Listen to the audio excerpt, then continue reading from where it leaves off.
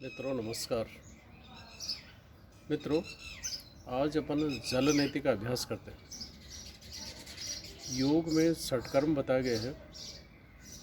धोती वस्त्री तथा नेति स्त्राटकम नोलिकम तथा कपाल भातिश्चेतानि षटकर्माणि प्रचक्षते। इसमें नेति भी है। नेति मुख्य रूप से दो प्रकार से की जाती है, जल नेति और सूत्र नेति। तो जल नेति का अभ्यास अपन करते हैं। इसके लिए कोई ज़्यादा सामग्री की आवश्यकता नहीं रहती। एक इस तरह का लोटा आपको चाहिए और कम से कम 1 लीटर थोड़ा गर्म किया हुआ पानी, उसमें 1 चम्मच नमक मिला देते हैं। फिर उसको पहले दाहिने नासिका छिद्र में ये लगाते और बाएं नासिका छिद्र से पानी बाहर आने लगता। फिर बाएं नासिका छिद्र में लगाते और दाहिने नासिका छिद्र से पानी आता। तो ये तो सामान्य प्रक्रिया है नेति करने की। इससे फायदे क्या होते हैं?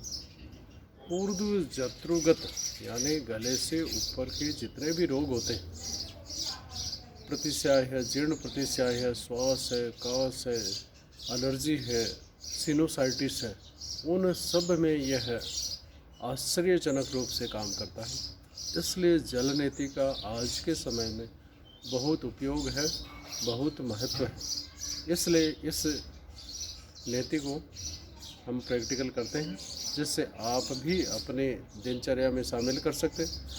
और जिन लोगों की इस तरह की तकलीफ़ें रहती हैं, उनको नियमित 15-20 दिन महीने भर करना चाहिए और उन बीमारियों से मुक्त होकर योग का ये जो आशीर्वाद है, योग की ये विधा है, इसका फ़ायदा उठाना चाहिए।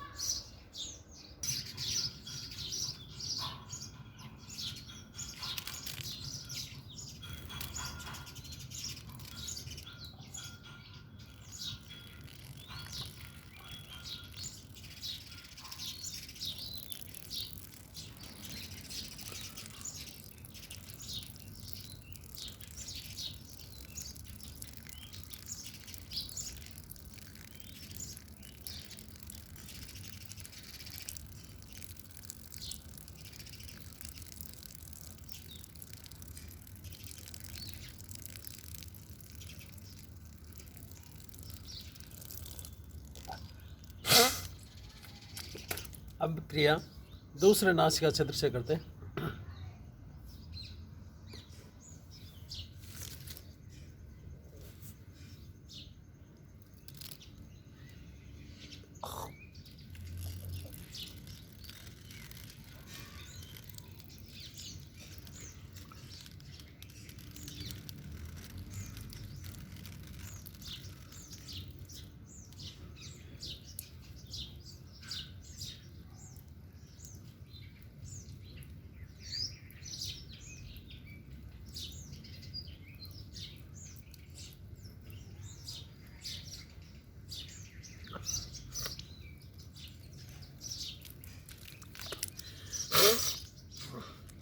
इस प्रकार से दोनों नासिका छिद्र से जल का प्रवाह करते हैं।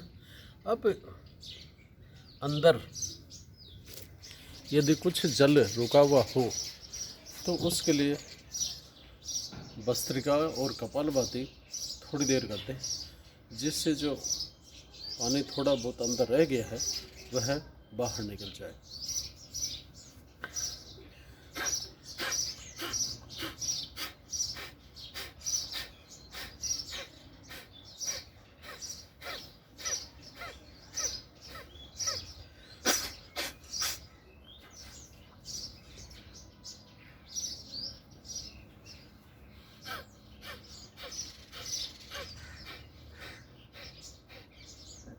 एक एक नासिका छिद्र से करते हैं।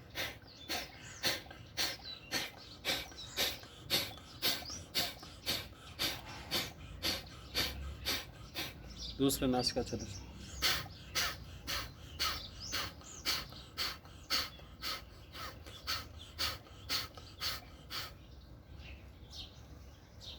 मित्रों, इस प्रकार से यह जलनेति करके आप पुराने जुखाम है, सिनोसाइटिस है, एलर्जी की तकलीफ़ है, इन रोगों से निजात पा सकते हैं, मुक्त हो सकते हैं।